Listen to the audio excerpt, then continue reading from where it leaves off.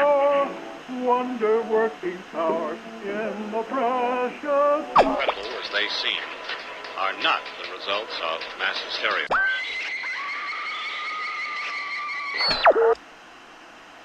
You may wish to adjust the dial. You're currently tuned into the wrong station.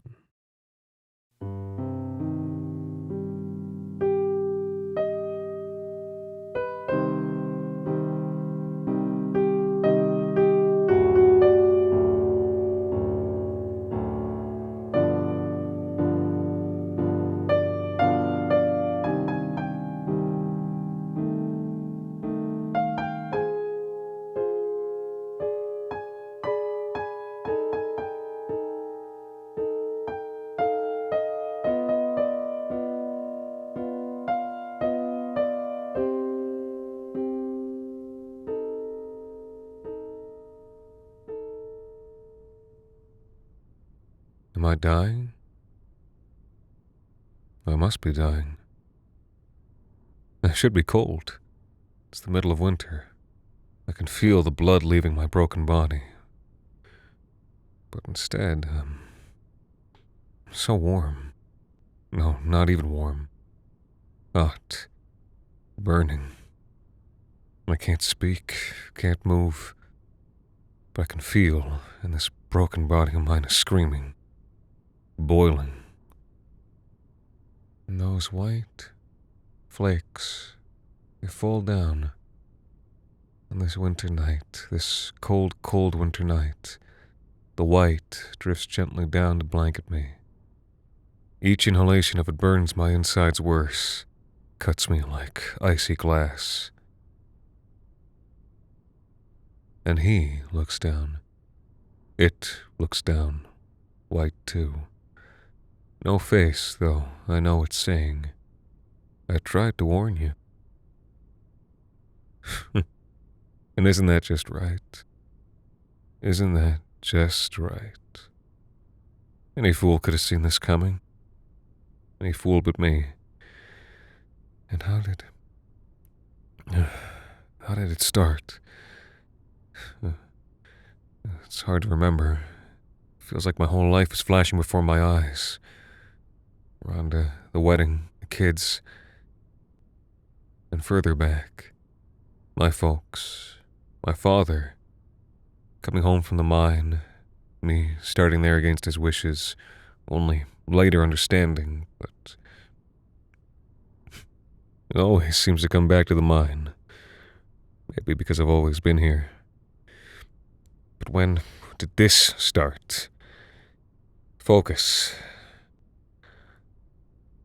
Oh, yes. It was Jacques dying last year, I suppose. 1 year ago to the day. Christmas. Now that I think about it, I don't know how long Jacques was supervisor at the mine. A long time, no doubt, before the job killed him. Well, I guess it was lung cancer that killed him, but same difference. Worked into his grave at the ripe old age of... well, who can say? Don't know that either. Jacques had one of those dry, desolated faces that could have been 55 or 85. I didn't want the job. I'd always been content right where I was. Decent enough job, good salary, good enough to support a family. But the problem is that nobody else wanted it either. Not with all the changes in the air. The trouble. I was the most senior, though, so it fell on my shoulders. And it was heavy on those shoulders, heavy right away. Now, like I said, it was lung cancer that killed Jacques. Though, if lung cancer was the knife, then stress was the fellow holding that knife. But as for how it actually happened on that night 1 year ago, well, Jacques, he just sort of expired. 1 minute he was up, looking over quotas, sucking a cigarette down to the filter, and the next he was on the ground. No shaking, no spasms. Just dead. There were mixed feelings that night from all of us who were there, and it was all of us who were there, which is why those feelings were mixed. It was Christmas, you see, and There we were working the night away, and we'd been so goddamn pissed off at Jock that whole day, that whole week. The quotas, you see. The quotas. The other mines in the province have been closing down for a while, one by one. Only a handful in the whole country left operating. But the demand was as high as ever, and it was up to us to meet that demand, no matter what it took, no matter the hours. It wasn't Jock's call, of course, and we knew that, though sometimes you need someone to direct that anger at. And we did, and our wives and our children too. So, maybe it was that what made him keel over. I don't know. I do know it's why I didn't want the job. But that's life for most, doing things you don't want to do, shoveling other people's shit. And it makes no difference, even if you're holding the biggest shovel. I started immediately. Jock hadn't even been loaded up into the ambulance before the owner was called about the news. I was asked into the office, given the promotion, and tasked with getting everyone to the end of the shift. It wasn't too difficult to get things back on track. Christmas was already almost over. Folks had already made their peace with that. And besides, everyone was sort of numb. Suddenly, working through the holiday didn't seem so bad in the grand scheme of things. So we got to the end of the day, made our quota. That was always the most important thing. And as that week carried on, something dawned on me. I had a responsibility, sure, and too much too quick at that. But I also had some control, some small bit of power, enough to make decisions. So I made one. I told my guys, I promised them, that if we all hunkered down and laced up our boots, I'd have them home on New Year's. No work. And that's what we did. It was tough, it was long hours, but we did it. That pip mine was never more quiet than it was that January 1st. And I was proud. We were working too hard. They were working us too hard. They'd worked Jock to death. It was only right to give everyone a day at home with their families. And the work had gotten done anyway, so what did it matter? That's what I thought, anyway. Though that's not how some people saw it. I got a phone call early in the morning that same day. It was the owner. Started innocent enough with all the pleasantries. Though, obviously, you don't call a fella's house at 6 a.m. just to say Happy New Year's. He told me he'd heard about what I'd done. Praised my management, said he was sure that all the boys at the mine appreciated it. But that maybe I hadn't thought it all the way through. We'd met our weekly quota, sure, though, as it was explained to me, when you rise to a certain position, you can't be thinking of things in days and weeks. You need to think in months and years, that in the long run, one day could make a lot of difference. Even though I wasn't supposed to be thinking in days. That there were quotas, but that we should always be trying to get ahead of those quotas, to stay on track for other quotas. But make no mistake, we needed to stay ahead of those ones too. I didn't really understand. But I said, I understand. Good. Good, he said. Because this wasn't just about his business. It was also about my future. Because in his mind, when you got a promotion, you stuck with it. If things didn't work out, there was no going back to what you did before. And the town, my town, it was small. Not a lot of other jobs. Not good ones that, like I said, you could support a family with. I understand, I said. Good. And he hung up. And I was just standing there in my kitchen in the early morning darkness, feeling that weight on my shoulders. Feeling it get even heavier. I should have just been waking up. Should have just started thinking about the day ahead and being with my family. But now I was only thinking about the next day. A day that would be very long. That might as well never end. A day that would stretch on until this very moment, right now, right here. I thought about that next day, and I thought about how Jacques must have felt in those last few weeks. And that was the first time I saw him. Not clearly, not for long. Just out of the corner of my eye. Standing there at the other end of the kitchen, just barely lit by early morning moonlight coming through the window. I could see that he was still wearing his uniform, the bright orange jumpsuit that he'd died in. Though, there was something different, something new.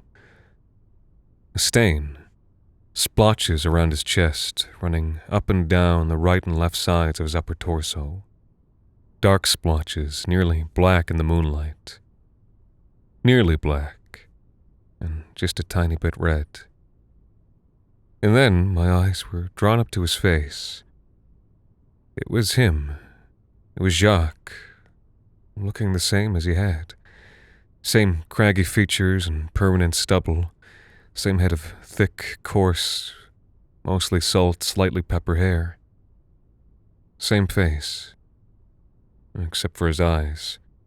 His eyes were pale, almost white, cloudy and lifeless, the only part of him that let you know he was actually dead. And as I looked into his eyes, he looked back into mine. He looked at me, standing there, standing in his shoes after the same kind of phone call he'd probably had a dozen times. And knowing this, as he must have, he gave a small, sad, soundless chuckle that I heard all the same. So loud it rang in my ears like dynamite. I had to turn away and cover them. And when I looked back a moment later, it was gone. I blinked, walked over and looked for the dust that would have been left by his dirty boots if he had really been there. And when I didn't find any, or convinced myself I didn't find any, I downed a glass of cold water and splashed some more in my face.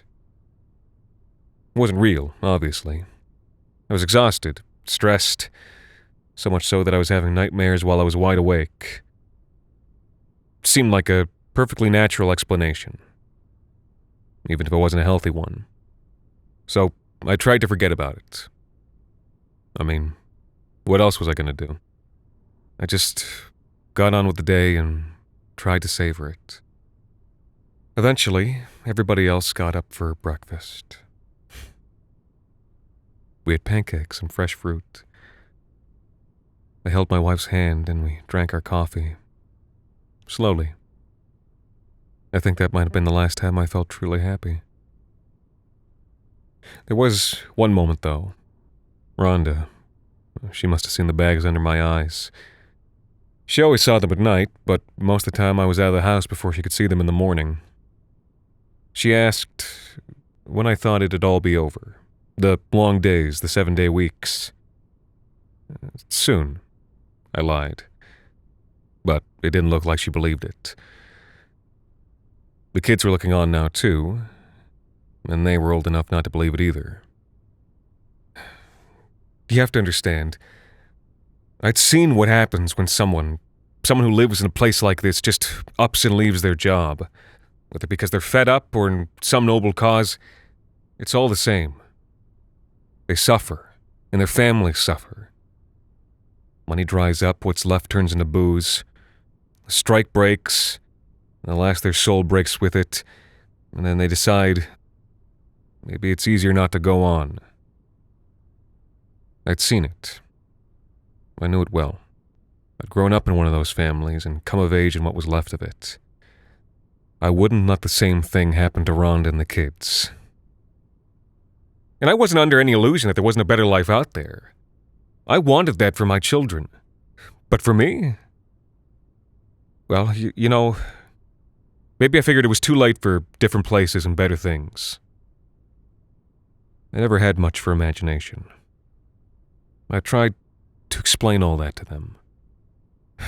Not sure I did such a good job, and I left out the last part. But it was enough for that moment. Rhonda squeezed my hand, and the kids went back to throwing blueberries at each other. Or strawberries. I don't know.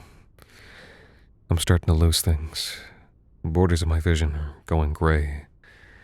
Black is creeping in at the very edges.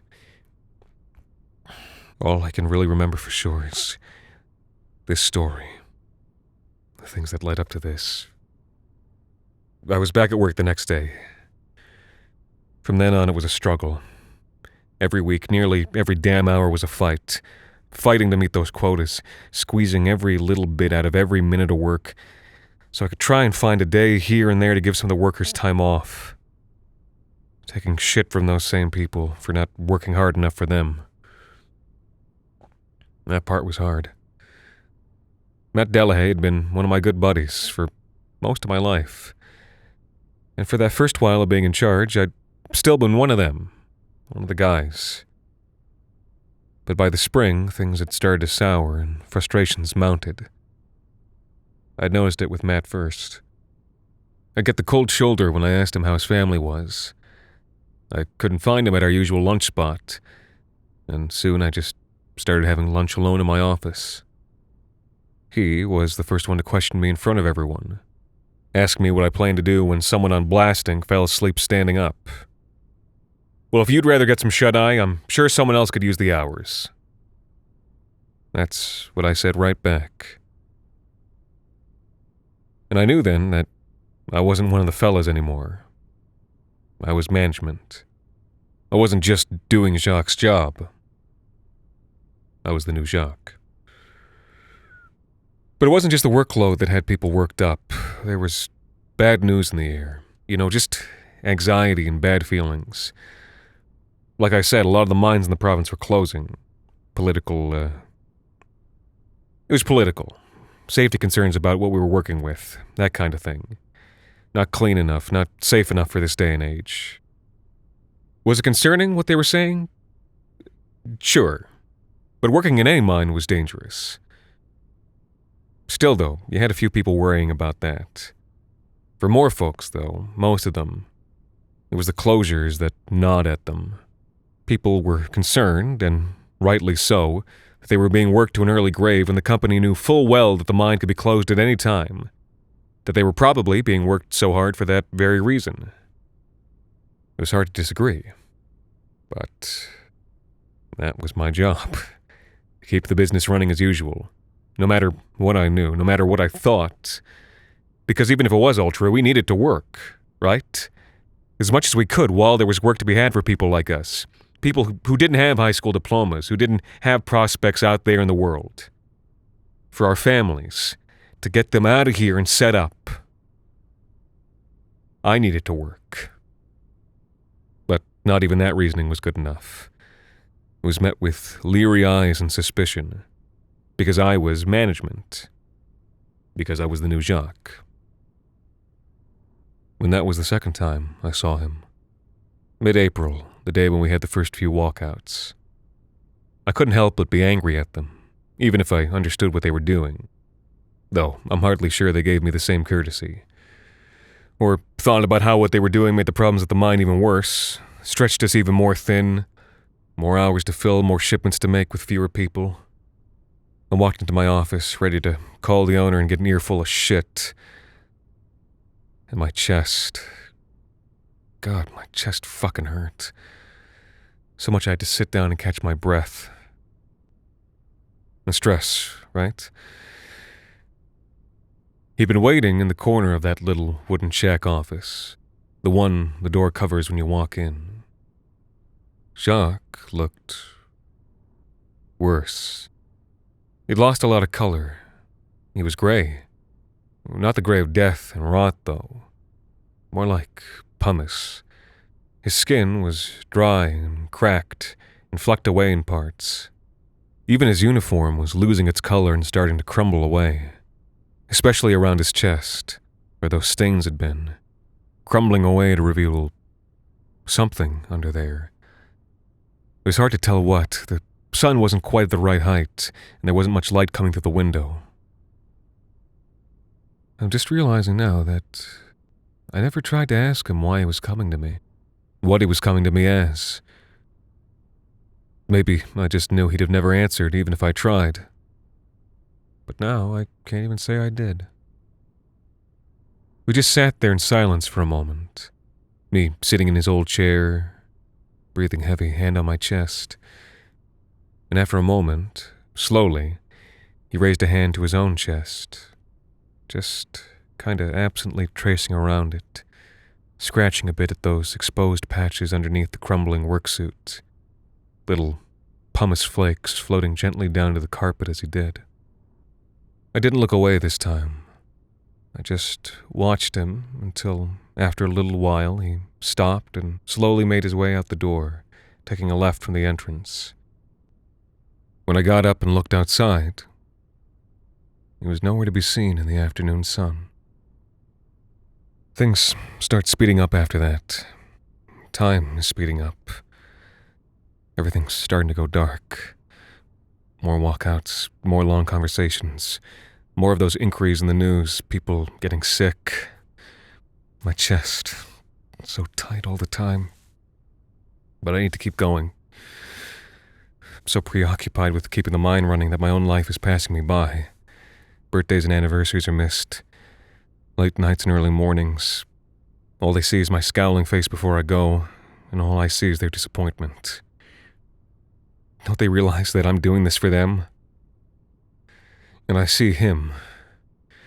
Every time I falter, each moment of dread or doubt, every time the pain in my chest makes me wince, I see him.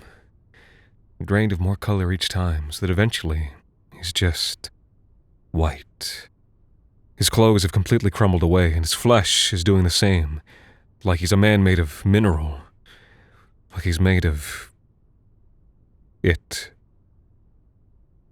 And you know, other people saw him too. They told me about the creature skulking around the mine, leaving white flakes drifting in its wake. I don't know if there was any rhyme or reason to who saw him, whether they had the same thoughts and doubts and pains as me. But I told them all the same thing. The same thing I'd say about any of their worries. The news, the closures, the illnesses. I told them it wasn't real. When I knew it was, when I felt it, saw him. And now it's Christmas. I'm here. Might as well be. There's nobody waiting at home. She's been staying at her parents' the last few weeks and took the kids with her. I told her I would go see a doctor, but I never did. I told her I did, but she always knew when I lied.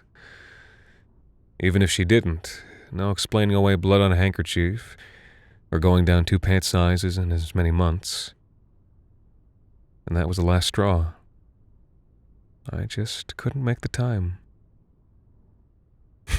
I wonder what she'll think now. I hope she'll forgive me. Now I could say how it happened, I think.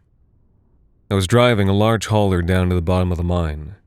There weren't all that many people left, so it was all hands on deck for every task that needed doing, and none of the new temps were qualified to drive that class of vehicle. I was driving down the dirt and gravel path, thinking about everything I just said. And all of a sudden I had a flash of pain, worse than it had ever been, like hot iron clamps on my insides, squeezing so tight until my eyes shot open. He was there. Jacques was there, standing a few dozen meters down the road. And in that instant, that feeling of hot metal inside turned into fury. This was all his fault. Everything, all this had been his fault. Right? When he died and left me that fucking job. And the pain, that had only started after I started seeing him. My foot fell heavier on the gas. I sped up. I was gonna ram that piece of shit. But then, something happened. I'm so confused. I blinked right before I hit him. But I didn't hit him. Someone else, someone familiar. And I wasn't in the truck. I was standing in the road, the truck barreling down on me. But who was driving? Delahaye? I blinked. I blinked and I was back in the driver's seat. Someone disappeared into the truck, but I didn't feel the impact. Didn't see anything behind me. I turned back, and now Jacques was there with me, sitting in the passenger seat. Now he was all white substance. He didn't even have a face.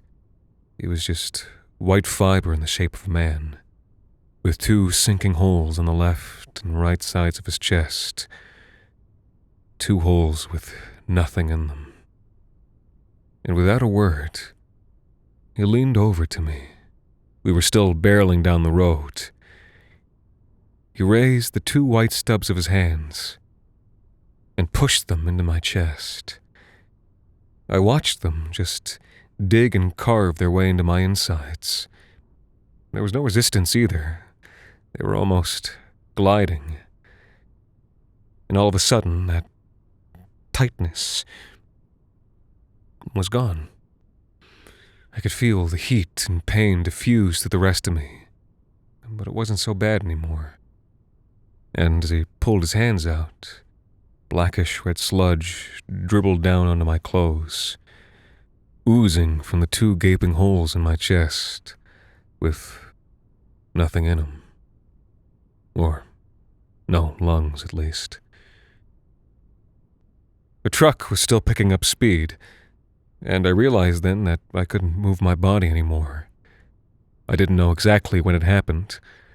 Maybe even that first bit of acceleration had just been the dead weight of my leg. I certainly couldn't steer. And the last thing that happened, the very last thing, was hitting the slope and the gas tank going up. Now, I don't know where I am. No clue how far my body got flung. Jacques is looking down on me. Or I'm looking down at someone else. I'm not sure. Time has gotten all fucked up. They're putting me on a stretcher. The medics, I guess. It wasn't the crash that killed me, though, they're saying. Lungs just gave out. I just expired. Probably while I was still driving. They're not sure how it got so bad. They've got respirators on. A good thing. The blast put a lot of white in the air. It's falling down like snow. I can feel it. I shouldn't be breathing. My lungs are useless black goop. But I can still feel it. Getting into me. Filling up my vessels and cavities. Changing me. I'm trying to look ahead right now. Look into the future, if that's possible. I need to know that they're out of this place.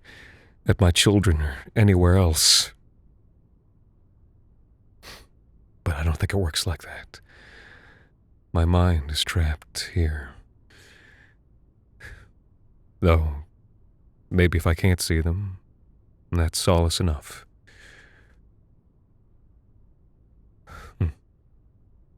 Well, I guess Maddie's going to replace me. I should check up on him once in a while. It's a hard job. It's a lonely one.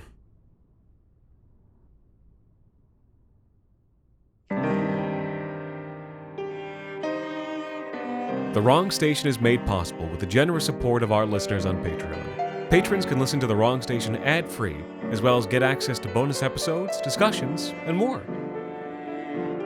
This week's episode, Falling, White Like Death, was written and performed by Anthony Botello.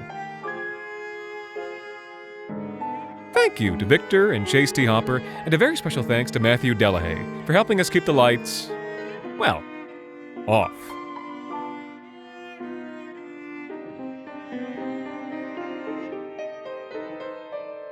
The Wrong Station is co-produced by Alexander Saxton, Anthony Botello, and Jacob Duarte Spiel, with music composed and performed on the piano by Ilan Citrin, and arranged for the viola and performed by Viola Schmid. You can follow The Wrong Station on Twitter, Facebook, and Instagram, and email us at thewrongstation@gmail.com. And until next time, thank you for listening.